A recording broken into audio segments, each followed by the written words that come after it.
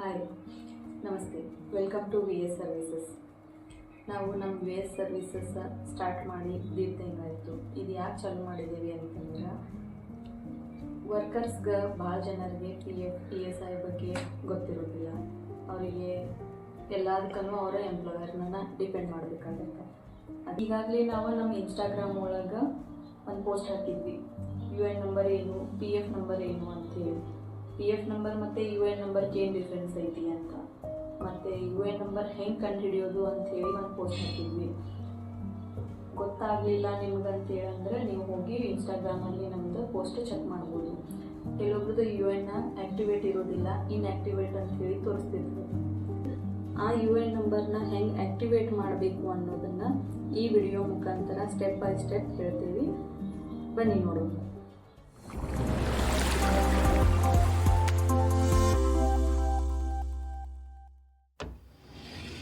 ಮೊದಲಿಗೆ ಗೂಗಲ್ ಕ್ರೋಮಲ್ಲಿ ಹೋಗಿ EPFO ಅಂತ ಟೈಪ್ ಮಾಡಬೇಕು.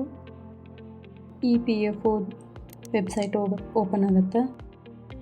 ಅಲ್ಲಿ ಸರ್ವೀಸಲ್ಲಿ ಹೋಗಿ ಸರ್ವೀಸ್ ಒಳಗೆ ಮೆಂಬರ್ UN ಆನ್ಲೈನ್ ಸರ್ವೀಸ್ ಅಂಥೇಳಿ ಕ್ಲಿಕ್ ಮಾಡಬೇಕು. ಆಮೇಲೆ ಕೆಳಗಡೆ ಸ್ಕ್ರೋಲ್ ಮಾಡಿದ ಕೂಡಲೇ ರೈಟ್ ಲೈನಲ್ಲಿ ಆ್ಯಕ್ಟಿವ್ UN ಅಂಥೇಳಿ ಬರ್ತದೆ. ಇಲ್ಲಿ ಈ ಥರ ಓಪನ್ ಆದ ಕೂಡಲೇ UN ನಂಬರ್ ಹಾಕಬೇಕು. ಕರೆಕ್ಟಾಗಿ UN ನಂಬರ್ ಹಾಕಬೇಕು.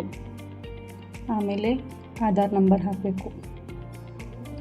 UN ನಂಬರ್ ಇರಲಿಲ್ಲ ಅಂತಂದರೆ ಮೆಂಬರ್ ID ಕರೆಕ್ಟಾಗಿ ಗೊತ್ತಿತ್ತು ಅಂತಂದರೆ ಮೆಂಬರ್ ID ಹಾಕ್ಬೋದು. ಆಮೇಲೆ ಆ್ಯಸ್ ಪರ್ ಆಧಾರ್ ಪ್ರಕಾರ ಹೆಸರು ಹಾಕಬೇಕು. ಆಧಾರ್ ಕಾರ್ಡಲ್ಲಿ ಹೆಂಗಿರ್ತದೆ ಅದೇ ಥರ ಸೇಮ್ ಹಾಕಬೇಕು. ಆಮೇಲೆ ಡೇಟ್ ಆಫ್ ಬರ್ತು ಹಾಕಬೇಕು. ಆಧಾರ್ ಕಾರ್ಡಲ್ಲಿ ಹೆಂಗಿರುತ್ತೆ ಅದೇ ಥರನ ಹಾಕಿ ಮುಂದೆ ಮೊಬೈಲ್ ನಂಬರ್ ಹಾಕಿ, ಆಧಾರ್ ಕಾರ್ಡಲ್ಲಿ ಯಾವ ಮೊಬೈಲ್ ನಂಬರ್ ಲಿಂಕ್ ಇರುತ್ತೆ ಅದೇ ಮೊಬೈಲ್ ನಂಬರನ್ನು ಇಲ್ಲಿ ಹಾಕಬೇಕು. ಆಮೇಲೆ ಕ್ಯಾಪ್ಚಾ ಕೋಡ್ ಹಾಕಬೇಕು.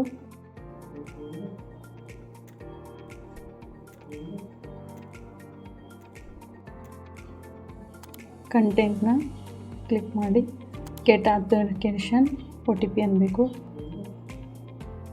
ನಿಮ್ಮ ಮೊಬೈಲ್ಗೆ ರಿಜಿಸ್ಟರ್ ಇರೋ ಮೊಬೈಲ್ ನಂಬರ್ಗೆ ಒಂದು OTP ಬರುತ್ತೆ. ಆ OTPನ ಇಲ್ಲಿ ಹಾಕಬೇಕು. OTP ಹಾಕಿದ ನಂತರ validate OTP and activate UN ಅಂಥೇಳಿ ಕ್ಲಿಕ್ ಮಾಡಬೇಕು. ಆ್ಯಕ್ಟಿವೇಟ್ ಆದ ಕೂಡಲೇ ಇಲ್ಲಿ your UN has been activated successfully and the default password has been sent to your registered mobile number. Kindly change your default password using the change password functionality upon successful login. ಈ ಥರ ಬರುತ್ತೆ. ಇಲ್ಲಿ click here to ಮಾಡಿದ ಕೂಡಲೇ ನಿಮಗೆ ಮತ್ತೆ member ಪೋರ್ಟಲ್ಗೆ ತೊಗೊಂಡು ಹೋಗುತ್ತೆ. ಮೆಂಬರ್ ಪೋರ್ಟಲಲ್ಲಿ ಇಲ್ಲಿ UN ನಂಬರ್ ಹಾಕಿ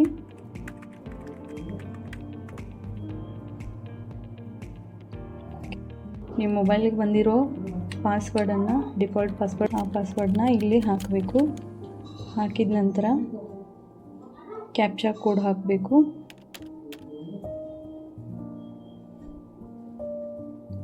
ಕ್ಯಾಪ್ಚಾ ಕೋಡ್ ಹಾಕಿ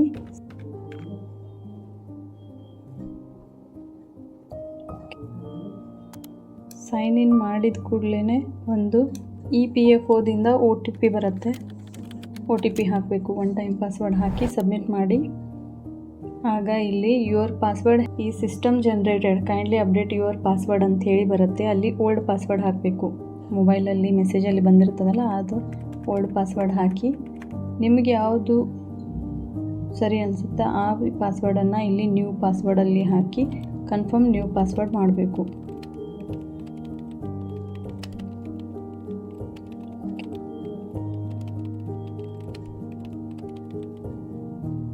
ಆಮೇಲೆ ಈ ಬಾಕ್ಸ್ನ ಕ್ಲಿಕ್ ಮಾಡಿ ಗೆಟ್ ಆಧಾರ್ OTP ಅಂತ ಕ್ಲಿಕ್ ಮಾಡಬೇಕು. ಗೆಟ್ ಆಧಾರ್ OTP ಅಂದ ಕೂಡಲೇ ನಿಮಗೆ ಮೊಬೈಲ್ಗೆ ಒಂದು ಆಧಾರ್ ಬೇಸ್ಡ್ OTP ಬರುತ್ತೆ. ಅದು OTP ಬಂದಮೇಲೆ ಇಲ್ಲಿ ಆಧಾರ್ OTP ಹಾಕಿ ಚೇಂಜ್ ಪಾಸ್ವರ್ಡ್ ಮಾಡಬೇಕು. ಚೇಂಜ್ ಪಾಸ್ವರ್ಡ್ ಆದ ಕೂಡಲೇ ಪಾಸ್ವರ್ಡ್ ಚೇಂಜ್ ಸಕ್ಸಸ್ಫುಲ್ಲಿ ಅಂಥೇಳಿ ಮೆಸೇಜ್ ಬರುತ್ತೆ. ಈ ರೀತಿ ನೀವು ನಿಮ್ಮ ಯು ಎ ಎನ್ ನಂಬರ್ನ ಆ್ಯಕ್ಟಿವೇಟ್ ಮಾಡ್ಕೋಬೋದು. ಈಸಿಲಿ 2 ನಿಮಿಷದಲ್ಲಿ ಆಗೋ ಕೆಲಸ ಇದು. Thank you for watching.